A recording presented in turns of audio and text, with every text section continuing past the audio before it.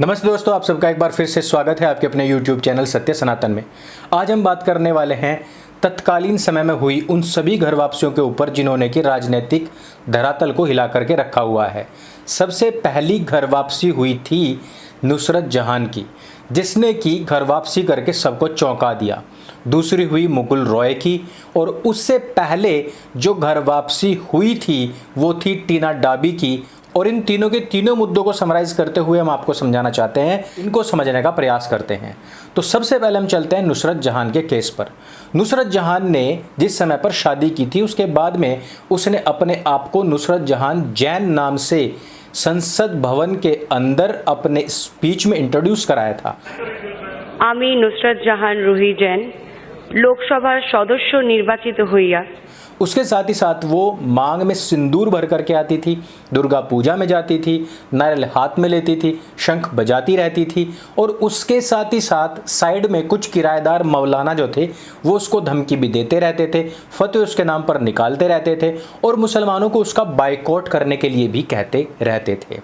अभी तक आपने देखा होगा कि मुकुल रॉय की जब से घर वापसी हुई है तब से दो चीज़ें लगातार सोशल मीडिया पर चल रही हैं। कुछ लोग कह रहे हैं कि मुकुल रॉय भारतीय जनता पार्टी के अंदर तृणमूल कांग्रेस का ट्रोजन है। कुछ लोग कह रहे हैं कि भारतीय जनता पार्टी का ट्रोजन तृणमूल कांग्रेस के सुप्रीमो के पास में छोड़ दिया गया है, भेज दिया गया है।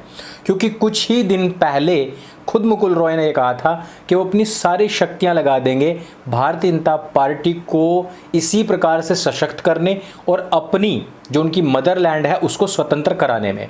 तो कहा यह भी जा सकता है कि भारतीय जनता पार्टी ने तृणमूल कांग्रेस में उसको इम्प्लांट किया है, और यह भी कहा जा रहा है कि मुकुल रॉय को तृणमूल कांग्रेस ने ही इम्प्लांट किया था। लेकिन किस थ्योरी को हम सही मान सकते हैं उसके पहले हमें कुछ चीज़ों पर ध्यान देना होगा। जिस प्रकार से पिछले 5 साल के अंदर, यानी कि पिछले कार्यकाल में ममता बनर्जी के, जिस प्रकार से उसने लगातार इस तरीके के कार्य किए कि पश्चिम बंगाल के अंदर मुसलमानों को किसी भी प्रकार की कोई आंच नहीं आने दी। यही नहीं, उसने बांग्लादेश और म्यांमार से आने वाले मुसलमानों को भी वहां पर रखा, और इसका खुलासा उस समय पर भी हुआ जब one nation one ration card की मांग पश्चिम बंगाल में की गई थी। क्योंकि यदि one nation one ration card होगा तो सब लोगों को आधार कार्ड से अटैच किया जाएगा, उसके साथ में उनके जो फिंगरप्रिंट्स हैं वो जाएंगे और उनकी पिछली जो पीढ़ियां हैं उन सब तक के भी रिकॉर्ड्स जाएंगे। लेकिन पश्चिम बंगाल और दिल्ली में one nation one ration card अभी तक भी अप्लाई नहीं किया गया है, क्योंकि इन दोनों स्थानों पर ही इन घुसपैठियों की संख्या सबसे ज़्यादा है, और दोनों के दोनों ही क्योंकि लाल सलामी को सलाम करने वाले गैर लाल सलामी मुख्यमंत्री हैं। समझ जाइए कि लाल सलाम की जो आइडियोलॉजी है उसी पर काम करने वाले हैं, लेकिन इन लोगों के ऊपर टैग या ठप्पा लाल सलाम का नहीं है। उस कार्य को करने वाले ये लोग अपने वोट बैंक को सुरक्षित रखने के लिए केंद्र सरकार से आने वाले राशन को, पैसे को बांटना भी चाहते हैं, लेकिन उन अपने छिपे हुए गद्दार घुसपैठिए रिश्तेदारों को ये केंद्र सरकार की नज़र में भी नहीं आने देना चाहते हैं।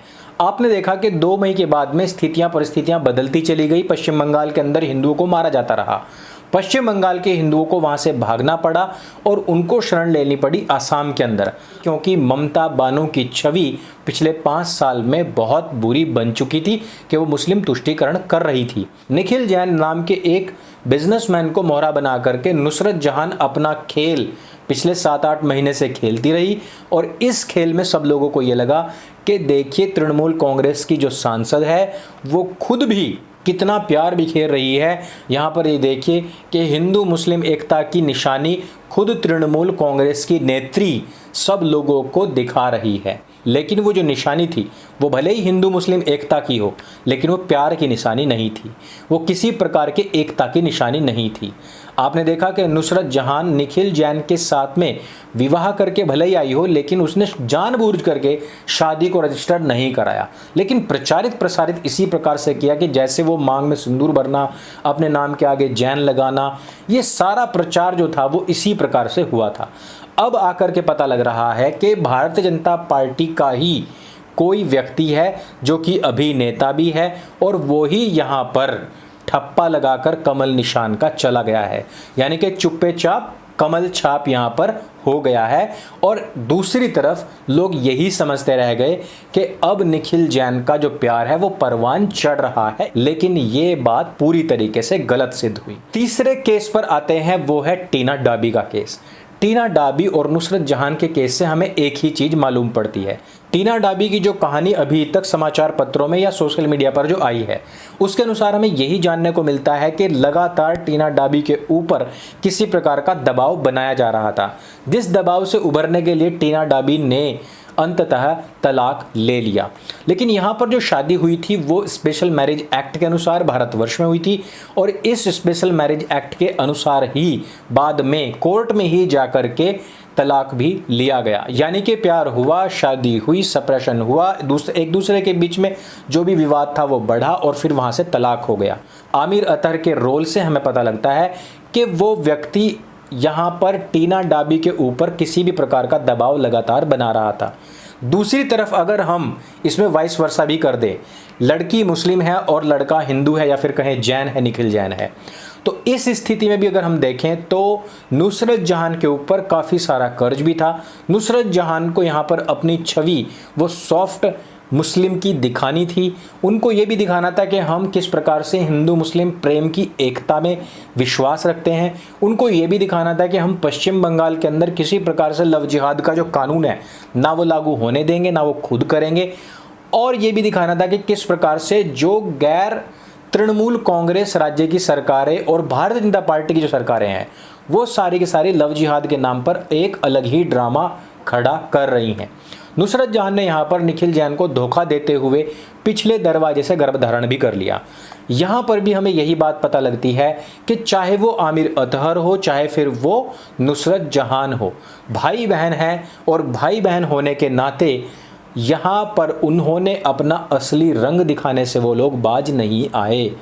इस तरीके से हमें पता लगता है कि चाहे वो नुसरत जहां हो, चाहे वो आमिर अतहर हो, इन लोगों का जब भी संबंध किसी टीना डाबी या फिर निखिल जैन से होगा, इन लोगों को अपना असली रंग दिखाना ही होता है। एक स्टोरी मेकिंग होती है, वो एक टाइम पीरियड होता है जहां पर आप लोगों को एक संदेश देना होता है कुछ लोगों में, और वो संदेश पहले भी टीना डाबी के माध्यम से जय भीम का संदेश दिया गया था। उस समय पर जय भीम की शुरुआत हुई थी और वहाँ पर वो सीन क्रिएट किया गया था। नुसरत जहां और निखिल जैन के केस में भी अगर हम देखें तो एक तरफ तो पश्चिम बंगाल का इलेक्शन था, दूसरी तरफ हिंदुओं को बेवकूफ़ बनाना था, तीसरी चीज़ ये थी कि वहाँ पर जो दबाव बन रहा था कि लव जिहाद यहाँ पर फैल रहा है उसको भी पूरी तरीके से नष्ट करना था, इस विचारधारा के लोगों को उलझा करके रखना था। लेकिन मैं पहले ही बता चुका हूं कि हमारे जो हिंदू लोग हैं उनकी जो मानसिकता वो इतनी कमज़ोर है कि उनकी याददाश्त भी बहुत छोटी हो चुकी है।